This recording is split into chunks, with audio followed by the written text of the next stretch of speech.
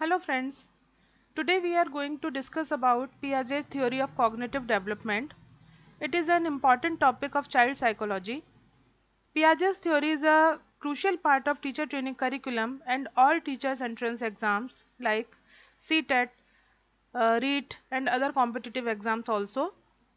It is a basic theory of learning which shows how children learn by their cognitive development or by their cognitive structures. So let's start today's topic, that is Piaget's cognitive development theory, या हिंदी में कहें तो पियाजे का संज्ञानात्मक विकास का सिद्धांत। आज हम इसी पे कुछ बात करने वाले हैं।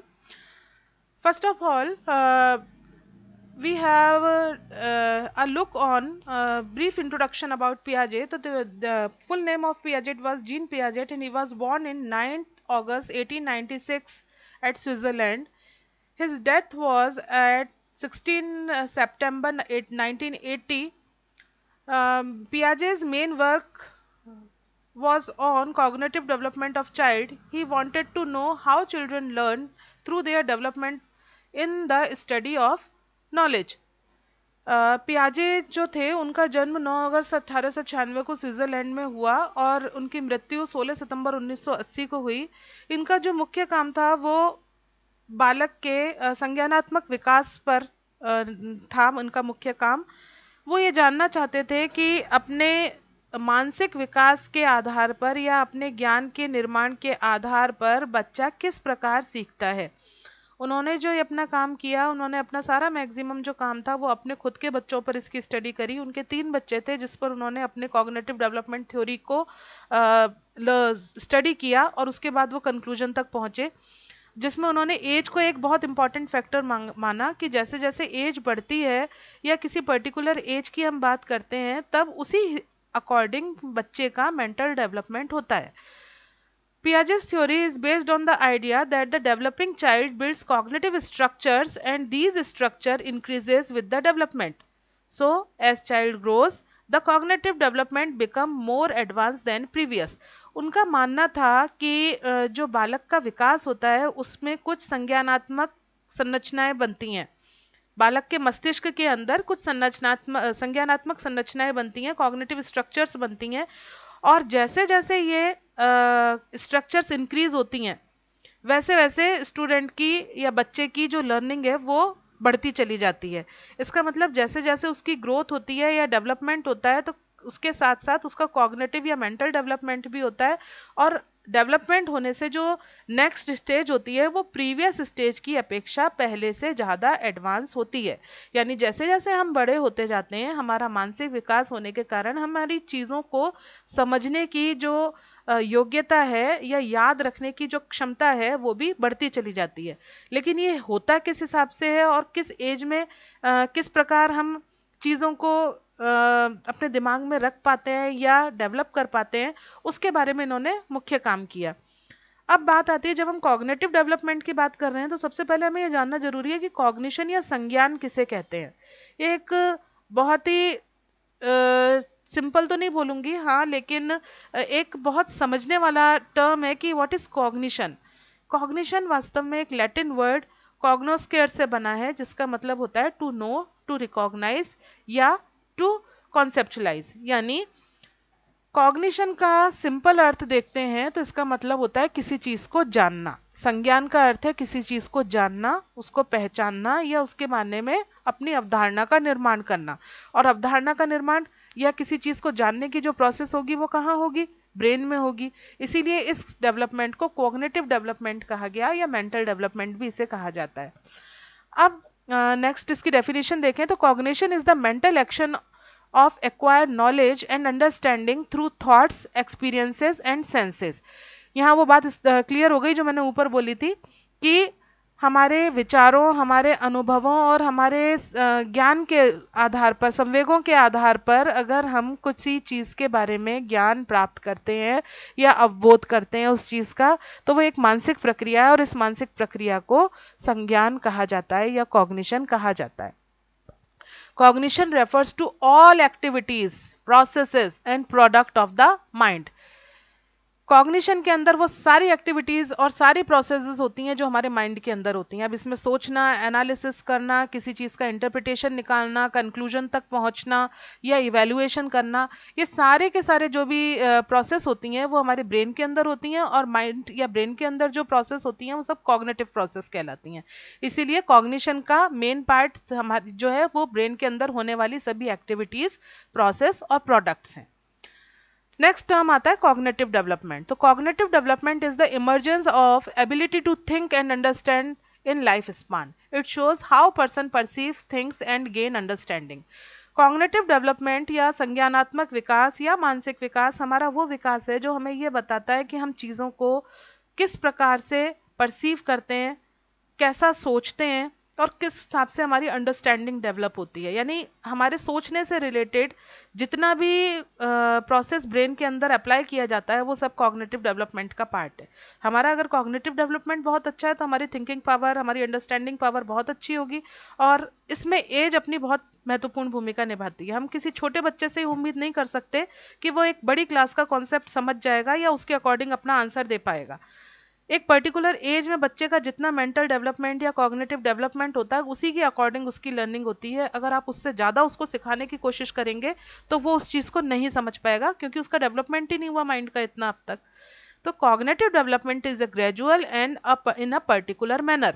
एक धीमी प्रक्रिया है, धीरे धीरे चलती है। जैसे मैंने बात कही आपसे, एज इसमें बहुत इंपॉर्टेंट रोल प्ले करती है, और एक पर्टिकुलर मैनर में होती है। यानी जो सीक्वेंस इसका फिक्स है उसी सीक्वेंस में ये आगे बढ़ती है। ऐसा नहीं है कि एक स्टेज के बाद में हम डायरेक्ट थर्ड स्टेज पे पहुंच गए, फर्स्ट के बाद सेकंड आएगी, देन थर्ड आएगी, देन फोर्थ आएगी। वो हम आगे देखेंगे कि कौन कौन सी स्टेजेस हैं। लेकिन यहाँ ये बात जानना जरूरी है कि जब हम कॉग्निटिव डेवलपमेंट की बात करते हैं तो it is a gradual and process and in a particular manner, है ना। तो किसी भी बात के मेंटल जो प्रोसेस है अगर वो धीमे धीमे होती है और किसी पर्टिकुलर मैनर में होती है, हम चीज़ को सीख पाते हैं अपनी एज के अकॉर्डिंग, अपनी एबिलिटीज़ के अकॉर्डिंग, अपनी कैपेबिलिटीज़ के अकॉर्डिंग, तो वो उसमें हमारा कॉग्निटिव डेवलपमेंट बहुत इंपॉर्टेंट रोल प्ले करता है। अब आगे हम बात करते हैं कि मेन अजम्पशंस क्या थे पियाजेट थ्योरी के। पियाजे के सिद्धांत की मुख्य मान्यताएं क्या क्या थी। फर्स्ट अजम्पशन था पियाजेट का, cognition is as important as biological process like digestion, respiration etcetera. यानी संज्ञान जो है, कॉग्निशन जो है, वो उसी प्रकार हमारे जीवन में एक बहुत महत्वपूर्ण भाग है जैसे हमारा भोजन का पाचन होना, सांस लेना। जिस प्रकार इन घटनाओं को हम नहीं रोक सकते और इनके बिना हमारा जीवित रहना मुश्किल है, उसी प्रकार कॉग्निशन जो है वो भी एक बहुत इंपॉर्टेंट बायोलॉजिकल प्रोसेस है जिसके अलावा हम जिसके बिना हमारा सरवाइव करना मुश्किल है, क्योंकि हम सोसाइटी को जान नहीं पाते, वर्ड के थ्रू कांटेक्ट नहीं कर पाते अगर हमारा कॉग्निशन लेवल नहीं है तो। सेकेंड इनका अजम्पशन था, there are 4 stages of cognitive development and each stage is advance than previous stage. It is called phase theory और स्टेज थ्योरी। इसमें पियाजे ने बोला कि हमारा जो कॉग्निटिव डेवलपमेंट होता है, संज्ञानात्मक विकास होता है, मुख्यतः 4 अवस्थाओं में होता है। कौन कौन सी 4 स्टेजेस हैं वो हम बाद में पढ़ेंगे अभी। लेकिन जो नेक्स्ट स्टेज होती है वो प्रीवियस वाली स्टेज से एडवांस होती है। प्रीवियस वाली स्टेज कम डेवलप होती है और जैसे जैसे हमारे डेवलपमेंट बढ़ता जाता है नेक्स्ट स्टेज आती है, और नेक्स्ट स्टेज पहली वाली स्टेज से ज़्यादा एडवांस होती है। इसीलिए क्योंकि इसमें स्टेजेस के अकॉर्डिंग इन्होंने अपनी इस थ्योरी को समझाया, इसे फेज थ्योरी या स्टेज थ्योरी कहा जाता है। नेक्स्ट इनका अजम्पशन था, development deals with qualitative changes. यानी कि जब विकास होता है तो गुणात्मक परिवर्तन होते हैं। ग्रोथ तो होती है, मात्रात्मक परिवर्तन तो होते हैं, लेकिन हमारे कॉग्निटिव स्ट्रक्चर में, हमारे बिहेवियर में, हमारे एटीट्यूड में क्वालिटेटिव चेंज आते हैं। हमारी सीखने की क्षमता बढ़ जाती है, क्वालिटी इंप्रूव होना, ये डेवलपमेंट का मेन फीचर है। फोर्थ इनका अजम्पशन था, cognitive development is a continuous and life long process. It is not limited to any particular stage और फेज। पियाजे का मानना था कि जो कॉग्निटिव डेवलपमेंट होता है ये लगातार होता रहता है, एक लाइफ लॉन्ग प्रोसेस है। ऐसा नहीं है कि एक पर्टिकुलर एज तक ही आपके माइंड का डेवलपमेंट होगा या कॉग्निशन लेवल आपका इंक्रीज या डिक्रीज होगा, और उसके पर्टिकुलर एज के बाद आप नहीं सीख सकते। आपका एक कॉग्निटिव डेवलपमेंट कंटिन्यूअस प्रोसेस है, लाइफ लॉन्ग प्रोसेस है। आप जितना ज़्यादा सीखना चाहें उतना ज़्यादा सीख सकते हैं, बशर्ते आप अपने कॉग्निटिव डेवलपमेंट को प्रमोट करने के लिए क्या करते हैं उसके ऊपर ये डिपेंड करता है। अब हम इसके आगे बात करते हैं की कॉन्सेप्ट्स क्या थे, ये बहुत इंपॉर्टेंट है कि इसमें जनरली कॉम्पिटिटिव एग्जाम्स के अंदर या फिर आपके टीचर ट्रेनिंग कोर्स में इसमें से कई क्वेश्चंस आते हैं। और जनरली जो क्वेश्चंस होते हैं वो इस प्रकार के होते हैं कि हम कंफ्यूज हो जाते हैं कि हम वास्तव में इन चार ऑप्शन में से आंसर लिखें क्या। तो इनको समझना बहुत ज़्यादा ज़रूरी है। जो की कॉन्सेप्ट हैं कॉग्निटिव डेवलपमेंट के, तो जीन पियाजे ने बताए, वो मेनली 5 मेन इसके कॉन्सेप्ट हैं। फर्स्ट है स्कीमा, देन अडेप्टेशन या अनुकूलन, थर्ड पॉइंट है एसिमिलेशन या आत्मसातीकरण, फोर्थ है एकोमोडेशन या समायोजन, और फिफ्थ है इक्विलिब्रेशन या साम्यीकरण या संतुलन की अवस्था। एक एक करके हम इसके बारे में आगे डिस्कस करेंगे। अब इस प्रोसेस में हम फर्स्ट स्टेप देखते हैं, स्कीमा। बहुत इंपॉर्टेंट पॉइंट है, स्कीमा किसे कहते हैं। पहले इसके नाम से ही हम इसको जानने की कोशिश करते हैं। स्कीमा बना है स्कीम शब्द से। स्कीम मतलब किसी भी चीज का लेआउट। आप किसी चीज के लिए कैसी योजना बना रहे हो, आप उसके लिए कैसा फ्रेमवर्क तैयार कर रहे हो, कैसा खाका तैयार कर रहे हो, वो स्कीम कहलाता है। उसी के बेस पे हम स्कीमा को समझने की कोशिश करते हैं। Schema are the mental representation और फ्रेमवर्क और packets of information by which person understand the world. जैसा मैंने अभी आपसे बोला, स्कीमा हमारी मेंटल रिप्रेजेंटेशन है या हमारा मेंटल फ्रेमवर्क है। दूसरे शब्दों में बोलें तो ये इंफॉर्मेशन के पैकेट्स हैं हमारे ब्रेन के अंदर, जिनके थ्रू ये पता चलता है कि कोई भी पर्सन सोसाइटी को या वर्ल्ड की चीज़ों को कैसे सीख पाता है, कैसे अंडरस्टैंड करता है चीज़ों को, उसकी नॉलेज कैसे बनती है। वो सारी चीज़ें जो एक पर्टिकुलर फ्रेमवर्क में आती हैं, वो फ्रेमवर्क जो होता है, मेंटल फ्रेमवर्क जो होता है किसी चीज़ का, वो स्कीमा कहलाता है। कैसे होता है आगे हम बात करते हैं। Schema are mental images of certain ideas, objects और थिंग्स। जैसे हमने अभी बात करा, स्कीमा जो है वो मेंटल इमेज होती है कि किसी चीज का मैंने नाम लिया और आपके दिमाग में उसकी इमेज बन जाए, वो स्कीमा है। फॉर एग्जाम्पल मैंने आपसे बोला एक बच्चा सड़क पर जा रहा है और उसके हाथ में एक स्कूल का बैग है और उसने एक पर्टिकुलर ड्रेस पहना हुआ है और वो चलता चला जा रहा है। तो क्या आप बता सकते हैं मैं किसकी बात कर रही हूँ? तो आप तुरंत बोलेंगे आप स्कूल जाने वाले किसी बच्चे की बात कर रहे हैं। ये स्कीमा आपके दिमाग में डेवलप है। These are the basic building blocks of human mind to organize the knowledge। हम नॉलेज को ऑर्गेनाइज करने के लिए कैसे उसके छोटे छोटे ब्लॉक्स बनाते हैं, या हमारे ब्रेन के अंदर कैसे छोटे छोटे ब्लॉक्स में उस इंफॉर्मेशन को रखा जाता है, वो स्कीमा है। These are those mental structures by which a person adapt and organize the environment। यानी किसी भी वातावरण में आप अपने आप को अडेप्ट करोगे, उसके लिए आपकी वो पर्टिकुलर मेंटल स्ट्रक्चर्स जो आपकी हेल्प करती हैं, वो स्कीमा है। चीज को देख के पहचान जाता है बच्चा, छोटा बच्चा किसी चीज को अगर पहले देखा हुआ है तो पहचान जाता है, या फिर अपने पेरेंट्स के थ्रू उसके कैरेक्टरिस्टिक बताने के बाद उसको पहचान पाता है। ये सब स्कीमा की वजह से होता है। अब इसका नेक्स्ट पॉइंट है, when level of experiences and knowledge increases the schema become change and modify and form a new schema. जैसे जैसे आपका एक्सपीरियंस बढ़ता है या नॉलेज बढ़ती है, या दूसरे शब्दों में बोलूं, जैसे जैसे एज बढ़ती है और एज बढ़ने के साथ में आपका कॉग्निटिव डेवलपमेंट होता चलता है, आपके एक्सपीरियंसेस बढ़ते चलते हैं, नॉलेज का लेवल बढ़ता चलता है, वैसे वैसे स्कीमा या तो चेंज हो जाता है या मॉडिफाई हो जाता है, और इसके बाद में एक नए स्कीमा का डेवलपमेंट होता है। ये जो हमने 4-5 स्टेप देखे, उन्हीं स्टेप में से एक बात है, आगे जाकर हम देखेंगे कि कैसे होता है। अब इसका स्कीमा का एक एग्जांपल मैं लेती हूँ।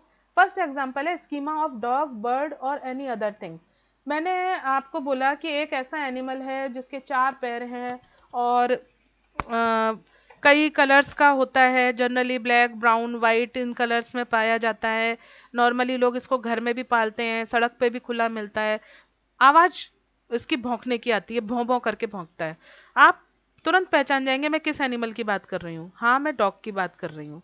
या मैंने बोला एक ऐसा एक एनिमल है जो आसमान में उड़ता है, उसके विंग्स हैं और वो फेदर्स के थ्रू अपने आप को हल्का कर पाता है, उड़ पाता है। तो मैं किसकी बात कर रही हूँ? मैं बर्ड की बात कर रही हूँ। ये स्कीमा आपके दिमाग में डेवलप है। सेकेंड जो है इसका एग्जाम्पल, वो है schema of buying a meal in a restaurant. आप किसी रेस्टोरेंट में खाने के लिए जाते हैं और आपको वहाँ पर खाना ऑर्डर करना है, मील ऑर्डर करना है, तो आप उसके लिए एक पर्टिकुलर प्रोसेस फॉलो करते हैं। आप मेन्यू कार्ड देखते हैं, मेन्यू कार्ड में से चीज़ों को सेलेक्ट करते हैं, फिर आप वेटर को बताते हैं, अपनी लिस्ट उसको बताने के बाद में वो आपके पास खाना लेकर आता है, आप खाना खाते हैं, बिल पे करते हैं। ये एक जनरल प्रोसीजर है। अब ये आपने सीखा हुआ है पहले, लेकिन जैसे ही अब आप दूसरे बार कहीं जाएंगे रेस्टोरेंट में, तो आपके दिमाग में स्कीमा पहले से बना हुआ है कि मुझे ये प्रोसेस फॉलो करना है। इसके लिए आपने अलग से कुछ नहीं सोचा, ये आपके दिमाग में पहले से सेट हो चुका है। तो जो भी फ्रेमवर्क या जो भी इंफॉर्मेशन जो है वो छोटे छोटे पैकेट्स में हमारे दिमाग के अंदर जिस फॉर्मेट में सेव होती है, वो फॉर्मेट स्कीमा कहलाता है। थर्ड एग्जाम्पल है स्कीमा ऑफ द क्लासरूम। यहाँ पे भी मैं सेम ऊपर जैसा एक एग्जाम्पल लेना चाहूंगी। मैंने आपसे बोला कि एक बड़ा सा रूम है, एक बहुत बड़ी बिल्डिंग है, उसमें कई सारे रूम बने हुए हैं, उसमें एक ब्लैक बोर्ड है, एक पर्सन है जो पढ़ाने का काम करता है, बहुत सारे टेबल चेयर लगे हुए हैं, बहुत सारे बच्चे बैठ के स्टडी करते हैं, सबके पास अपने अपने बैग्स हैं, टीचर उस बोर्ड पर कुछ लिखते हैं तो बच्चे नोट करते हैं या समझाते हैं। तो मैं किस किस चीज़ की बात कर रही हूँ, तो आप समझ जाएंगे कि मैं तो क्लासरूम की बात कर रही हूँ। तो यानी आपके दिमाग में क्लासरूम का स्कीमा सेट है। आपको मालूम है कि इसके कुछ कैरेक्टरिस्टिक फीचर्स हैं, कुछ इसके विशेषताएं हैं, जिसके आधार पर आपने, जैसे ही मैंने बोला, आपने तुरंत पहचान लिया कि मैं क्लासरूम की बात कर रही हूँ। ठीक है, these are the examples of schema. Now we will discuss about the second point, which is adaptation. It is also an important point because when child interacts with the environment and try to adapt himself according to it to learn any concept is known as adaptation. जब वातावरण से क्रिया करता है बच्चा, जैसे जैसे बड़ा होता है, सोसाइटी के कांटेक्ट में आता है, एनवायरनमेंट के कांटेक्ट में आता है, तो इंटरेक्शन स्टार्ट होता है। इंटरेक्शन स्टार्ट होने के बाद में जब जैसे ही वो एनवायरनमेंट के साथ इंटरेक्ट करता है, तो उसकी स्कीमा जो है वो उस चीज़ को अडॉप्ट करने की कोशिश करती है, उस चीज़ को अपने अकॉर्डिंग अपने मेंटल फ्रेमवर्क में ढालने की कोशिश करती है। ये प्रोसेस अडप्टेशन कहलाती है। जब हम अडप्टेशन या अनुकूलन बहुत अच्छे से वातावरण के साथ कर पाते हैं, तो हम उस चीज़ को सीख पाते हैं, और जब अडप्टेशन गड़बड़ा जाता है तो उस चीज़ की लर्निंग उतनी बेहतर तरीके से नहीं हो पाती। It is a process by which human match the original experience and new experience. This may not fit together. इसमें प्रीवियस एक्सपीरियंस जो है वो न्यू एक्सपीरियंस के साथ में उस सिचुएशन को डील करने की कोशिश किए जाता है, और जहाँ ये दोनों एडजस्ट हो जाते हैं तो हम उस चीज़ को लर्न करते हैं। यानी ओरिजिनल एक्सपीरियंस जो है वो न्यू एक्सपीरियंस के साथ मैच हो जाता है, तो हम बोलेंगे हाँ अडेप्टेशन की इसमें प्रोसेस हो गई। जनरली जो अडेप्टेशन है इसके दो पार्ट्स होते हैं, एसिमिलेशन एंड एकोमोडेशन, आत्मसातीकरण और समायोजन, जिसको हमने थर्ड और फोर्थ पॉइंट में लिया है। These are again very important points because they generally confuse the child. हम पहचान नहीं पाते कि एसिमिलेशन क्या होता है और एकोमोडेशन किसे कहते हैं। तो यहाँ एक बेसिक सा आइडिया मैं आपको बता दूं। एसिमिलेट का मतलब होता है किसी चीज़ को एक्सेप्ट करना, यानी हमारे पास में जो पहले से है उसके अंदर हम जोड़ते चले जाएं। एक गुब्बारा है, गुब्बारे के अंदर आप हवा भरते जाएं, तो गुब्बारा तो वो का वही है, लेकिन आप उसमें हवा का अमाउंट इंक्रीज करते चले जा रहे हैं, वो है एसिमिलेशन। एसिमिलेट मतलब जोड़ना, अपनी नॉलेज के अंदर और नॉलेज को जोड़ना, अपने कॉग्निटिव स्ट्रक्चर्स में और स्ट्रक्चर्स को ऐड करना, एसिमिलेशन या आत्मसातीकरण कहलाता है। हिंदी में ही नाम स्पष्ट है, आत्मसात करना मतलब किसी चीज को ग्रहण कर लेना, नई चीज को ले लेना। दूसरा टर्म है अकोमोडेशन। एकोमोडेशन का मतलब होता है समायोजन, यानी हम इसमें एक्सेप्ट ऐड तो करते हैं, लेकिन ये कोई ज़रूरी नहीं है कि केवल ऐड ही हो सकता है उस चीज़ में कुछ हमारे स्कीमा में चेंज हो और हम उस चीज़ के अकॉर्डिंग पहली वाली स्कीमा को बदल के नई स्कीमा का फॉर्मेशन कर लें। ये प्रोसेस एकोमोडेशन कहलाती है। कैसे होते हैं एसिमिलेशन और एकोमोडेशन, वो हम देखते हैं आगे। एसिमिलेशन या आत्मसातीकरण, पहले इसकी बात करते हैं। Assimilation is a addition of knowledge, या मैंने देखिए इसको बोल्ड किया है, एडिशन ऑफ नॉलेज, यानी ये बहुत क्लियर है कि जब हम एसिमिलेशन की बात करते हैं या आत्मसातकरण की बात करते हैं तो उसमें नॉलेज ऐड की जाती है। In the previously existing schema is called assimilation. No change in previous schema, only add new knowledge. पुरानी स्कीमा में कोई चेंज नहीं आता है, केवल नई नॉलेज को ऐड किया जाता है। जैसे मैंने अभी आपको गुब्बारे वाले एग्जांपल में बताया कि एक बलून है, बलून के अंदर आप हवा ऐड कर सकते हो, तो बलून तो वो का वही रहेगा, प्रीवियस स्कीमा तो वो का वही रहा, आपने हवा भर भर के उसमें नॉलेज को ऐड करते चले गए, ये मानिए। It means it is a process which is using an existing schema to deal with new object or situation. इसमें accept everything which you receive, इसमें सब लेते चलते हैं, हम ग्रहण करते चलते हैं। ये बात मैंने आपसे पहले की थी, एडिशन की प्रोसेस है, हमें केवल ग्रहण करना है, अपनी प्रीवियस नॉलेज को चेंज नहीं करना, उसमें केवल नई चीजों को ऐड करते जाना है। Assimilation occurs when we modify or change new information to fit into our schema, what we already know. अगर हम पहले से कोई चीज जानते हैं और उसमें कुछ नया, हमें कुछ अलग दिखाई देता है या कुछ नया दिखाई देता है, तो हम उसको ऐड कर लेते हैं, वो एसिमिलेशन कहलाता है। Assimilation is the easiest method because it does not require a great deal of adjustment. इसमें ज्यादा जो है पर्सन को एडजस्ट करने की जरूरत नहीं पड़ती, इसलिए एसिमिलेशन बहुत सिंपल प्रोसेस है, आपने जो लिया उसको ग्रहण कर लिया, बस सुन ली सबकी बात। इसका एग्जाम्पल मैं आपको दूं तो child consider bad man as a clown, किसी बच्चे के पापा ने उसको बताया कि या उस जो सर्कस में उसने देखा जो जोकर है, उसने एक पर्टिकुलर टाइप की कैप पहनी हुई है जिसमें साइड से काफी एक बालों का झुंड जैसा निकला हुआ है और बीच में से वो बिल्कुल एक तरीके से चिकना है, गंजा है, और उसने अपनी शेप बना रखी है। लेकिन जब उसने उसको ऐसे ही कोई व्यक्ति उसने देखा जो गंजा था, उसके साइड में थोड़े थोड़े बाल थे कान के पास, तो उसको देखकर उसने अपने पापा से बोला कि पापा ये जोकर। इसका मतलब क्या हुआ, उसने उस चीज को पहली वाली चीज से अपनी प्रीवियस जो स्कीमा उसकी जोकर की बनी हुई थी, उसने उस चीज को उसमें फिट करने की कोशिश की। लेकिन उसके पिताजी ने बताया कि नहीं बेटा, ये जोकर नहीं है, ऐसे आदमी भी होते हैं जिनके बाल उड़ जाते हैं, तो ऐसे आदमी भी होते हैं जिनके कान के ऊपर थोड़े से बाल पाए जाते हैं, तो हम उनको जोकर नहीं कह सकते, क्योंकि जोकर का तो काम ही अलग है, वो लोगों को हंसाता है, वो उसका काम है करने के लिए। लेकिन नॉर्मली ऐसा नहीं होता, तो जोकर अलग चीज है और गंजा व्यक्ति या बैडमैन अलग चीज है। ये बच्चे के दिमाग में अब पहले जोकर वाले स्कीमा के अंदर एक और नई इंफॉर्मेशन ऐड हो गई कि ऐसा व्यक्ति जिसके कान के पास थोड़े थोड़े बाल हैं और बीच में से गंजा है, वो केवल जोकर ही नहीं हो सकता, वो एक गंजा व्यक्ति भी हो सकता है, नॉर्मल व्यक्ति भी हो सकता है। सेकंड एग्जांपल है, child saw zebra and recognise as horse in addition and add information in schema. बच्चे ने जेब्रा, पहले घोड़ा देखा हुआ था, उसने जब जेब्रा देखा तो उसने बोला ये तो जेब्रा है, घोड़ा घोड़ा है। तो उसके पिताजी ने बोला नहीं बेटा, ये घोड़े जैसा दिख जरूर रहा है लेकिन ये जेब्रा है, देखो इसके धारियां हैं, शेप बिल्कुल वैसी है, लेकिन इसमें थोड़ा सा चेंज है। अब बच्चे ने अपनी स्कीमा में ऐड कर लिया इन्फॉर्मेशन की हॉर्स जैसा दिखता तो है लेकिन उसमें फिर भी कुछ कैरेक्टरिस्टिक्स फीचर्स अलग हैं। तो वो जो कैरेक्टरिस्टिक फीचर यहाँ से उसने अपने स्कीमा के अंदर ऐड किए, वो प्रोसेस एसिमिलेशन का प्रोसेस कहलाएगा। थर्ड एग्जांपल है, a chef learn a new cooking technique. चूंकि वो शेफ है तो वो तो शेफ है ही, खाना बनाना जानता है, लेकिन वो हर बार नए एक्सपेरिमेंट करता है और नई चीजें बनाने की कोशिश करता है।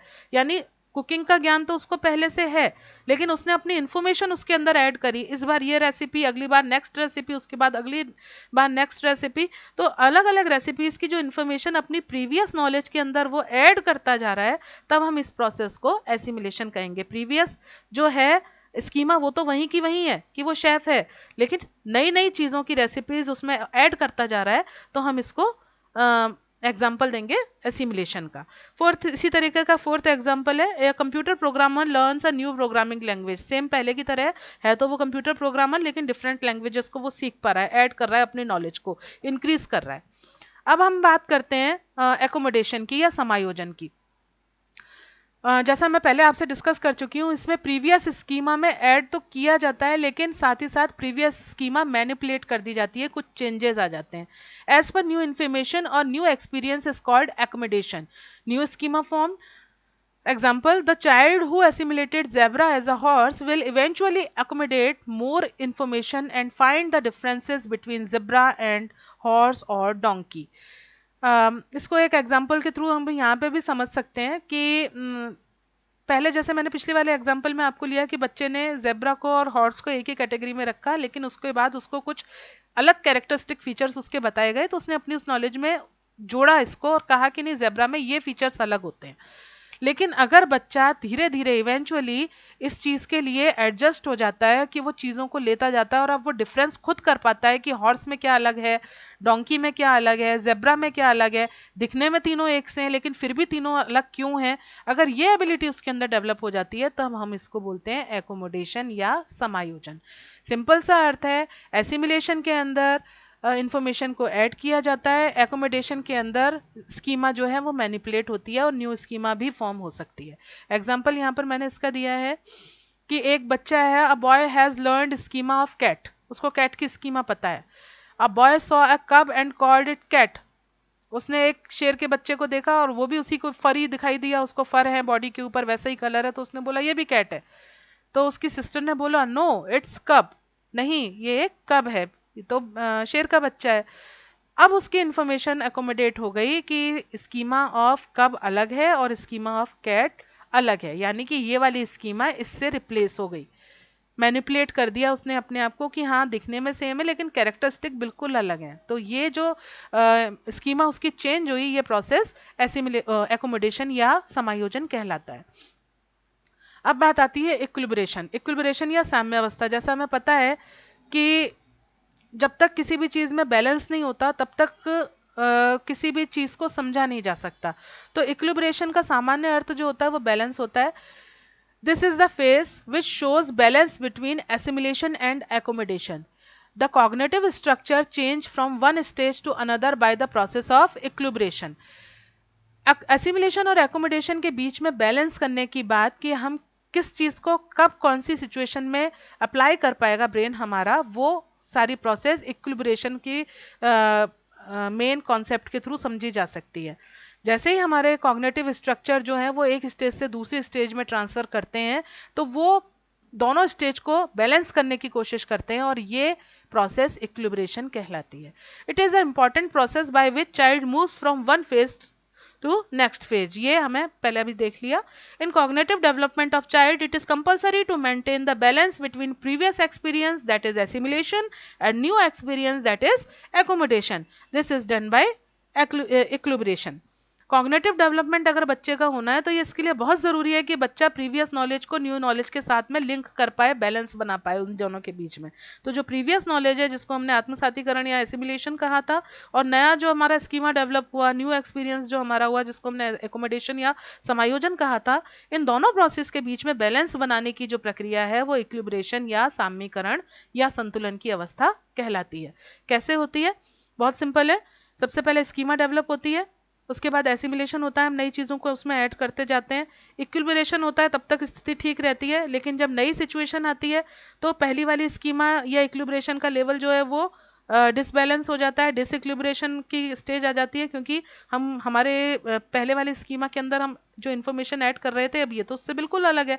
जब डिसइक्विलिब्रेशन हो जाता है, असंतुलन की स्थिति आती है, तब एकोमोडेशन होता है, यानी हम नई स्कीमा को फॉर्म करते हैं और पहली वाली स्कीमा से हम नई वाली स्कीमा को डिफरेंशिएट कर पाते हैं। ये एक प्रोसेस हमारी कॉग्निटिव डेवलपमेंट के अंदर चलता है। अब बात करते हैं स्टेजेस कौन सी हैं कॉग्निटिव डेवलपमेंट की। ये भी एक इम्पॉर्टेंट टॉपिक है सारे कॉम्पिटिटिव एग्जाम्स के लिए, और इसमें से काफ़ी क्वेश्चन पूछे जाते हैं। मेनली 4 मेन स्टेज हैं: sensory motor stage, pre operational stage, concrete operational stage और फॉर्मल ऑपरेशनल स्टेज। एक एक करके इसके बारे में हम बात करते हैं। सेंसरी मोटर स्टेज या संवेदी प्रेरक अवस्था, ये जनरली बच्चे की 0 से 2 साल की उम्र तक की होती है। आप एक बच्चे को अपने दिमाग में इमेजिन कीजिए, उसके बाद इन स्टेजेस को अगर हम पढ़ेंगे तो हम बहुत आसानी से समझ पाएंगे। एक बच्चा जब 0 से 2 साल की एज में होता है, 2 साल तक का बच्चा जो होता है, उसके जो मेन फीचर्स होते हैं वो इस स्टेज के कॉग्निटिव डेवलपमेंट के हैं। जनरली क्या होता है इसमें? Coordination of senses with motor responses. अपने सेंसेस को वो अपनी क्रियाओं के थ्रू, अपने हाथ पैर के एक्शन के थ्रू बैलेंस करने की, कोऑर्डिनेट करने की कोशिश करता है। अगर वो कोई खिलौना उठाना चाहता है तो उसका मोटर रिस्पॉन्स आता है कि वो हाथ को आगे बढ़ाए। अगर वो किसी चीज़ को खाना चाहता है तो वो चीज़ को पकड़ने के लिए दौड़ता है, हर चीज़ को टेस्ट करना चाहता है। ये जो सेंसेस हैं, जो मोटर रिस्पॉन्स के थ्रू बच्चा शो करता है, ये इसका मेन कैरेक्टरिस्टिक है सेंसरी मोटर फेस का। Next, assimilation commonly seen. इसमें यह नहीं है कि बच्चा थोड़ा दिमाग लगा के किसी चीज़ को सोचे, नहीं, उसको केवल एसिमिलेट करता है, जो वो जानता है उसी में और लेता चलता है। जैसे फॉर एग्जांपल इसका लूँ मैं, कोई खाने में पहले छोटे बच्चे को दूध दिया जाता है, दूध के बाद में वो एक एक करके चीज़ें खाना शुरू करता है, या पहले बच्चा अपनी माँ को पहचानता है, फिर वो इन्फॉर्मेशन और ऐड करता है कि अच्छा ये मेरे पिताजी हैं, ये मेरी दादी हैं, ये मेरे दादा हैं, यानी उसकी जो इन्फॉर्मेशन है उसमें ऐड हो रही है इन्फॉर्मेशन। ये प्रोसेस जो है ये 0 to 2 ईयर्स तक देखी जाती है सेंसरी मोटर फेज में। नेक्स्ट इसका जो कैरेक्टरिस्टिक है वो है initial behaviour show by child. जो जनरली छोटा बच्चा जो भी बिहेव शो करता है वो इसी फेज के अंदर आता है। सेकंड जो फेज है वो है प्री ऑपरेशनल या पूर्व संक्रिया काल। ये जनरली 2 to 7 ईयर्स तक का बच्चे में होता है। इसके मेन कैरेक्टरिस्टिक्स हैं, इमेजिनेशन स्टार्ट हो जाता है, बच्चे के अंदर इमेजिनेशन स्टार्ट हो जाता है और डिसीजन मेकिंग, बच्चा जो है वो चीज़ों को देख देख के सोचने लगता है। अब उसने जैसे कोई दो चीज़ों को डिफरेंशिएट करने लगता है। वो एक 2 से 7 साल का बच्चा, अगर आपने एक खिलौना रखा है उसके पास प्लास्टिक का सेब का और एक ओरिजिनल सेब रखा है, तो वो डिफरेंशिएट कर पाता है कि मुझे कौन सी चीज़ खानी है। वो खिलौने को नहीं खाएगा 2 से 7 साल का बच्चा, वो सेब को खाएगा। तो ये प्री ऑपरेशनल स्टेज है। नेक्स्ट है लर्न बाय अदर इमिटेशन। बच्चा दूसरे को देख के उसको कॉपी करना स्टार्ट कर देता है, इमेज फॉर्मेशन या ड्राइंग करना स्टार्ट कर देता है, टूटी फूटी ड्राइंग करने शुरू हो जाता है उसका। और लर्न अबाउट सिंबल्स, प्रतीक और सिंबल्स के बारे में जानना शुरू कर देता है कि ये राउंड है, ये सर्कल है, ये ट्रायंगल है, ये सारी चीज़ें इसमें आ जाती हैं। नेक्स्ट थर्ड फेज जो है वो कॉन्क्रीट ऑपरेशनल है। कॉन्क्रीट का मतलब होता है मूर्त। मूर्त मतलब जो चीज़ दिखाई देने लगे, जो चीज़ सोचने पर मजबूर करे, वो है कॉन्क्रीट ऑपरेशनल स्टेज, है ना। लेकिन इसमें जो सोचता है बच्चा, उसके लिए कोई उसके पास एज सच प्रूफ नहीं होता।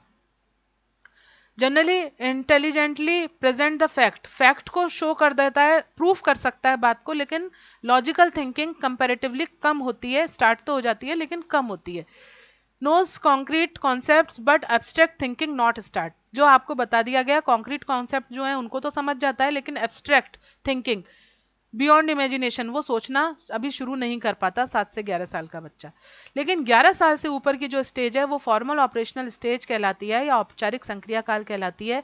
इसमें एब्स्ट्रैक्ट थिंकिंग स्टार्ट हो जाती है, maturity in thinking, logic well imaginations जो होते हैं वो लॉजिक बेस्ड होते हैं, हाइपोथेसिस फॉर्मेशन करने लगता है जिसको वो डेटा कलेक्ट करके उसको प्रूफ करने की कोशिश करता है, inductive and deductive thinking start हो जाती है। ये सारे जो मेन कैरेक्टर है ये फोर्थ स्टेज के हैं, जो 11 साल से ऊपर के, जिसको फॉर्मल ऑपरेशनल स्टेज कहते हैं। तो कॉग्निटिव डेवलपमेंट, पियाजे के जो कॉग्निटिव डेवलपमेंट की इसकी 4 स्टेजेस हैं, sensory motor, pre operational, concrete operational और फॉर्मल ऑपरेशन। इसी के अकॉर्डिंग अब हम आगे देखते हैं कि एजुकेशनल इम्प्लीकेशन क्या है इस थ्योरी के। तो पियाजे की थ्योरी का एजुकेशनल इम्प्लीकेशन, सबसे पहले इसमें लर्नर के एक्टिव पार्टिसिपेशन की बात कही गई है, यानी जब तक बच्चा एक्टिव नहीं होगा तब तक हम उसको नहीं सिखा सकते, नहीं पढ़ा सकते। इसलिए करिकुलम डेवलपमेंट में बहुत इंपॉर्टेंट रोल प्ले करता है, चाइल्ड साइकोलॉजी का बहुत इंपॉर्टेंट पार्ट है।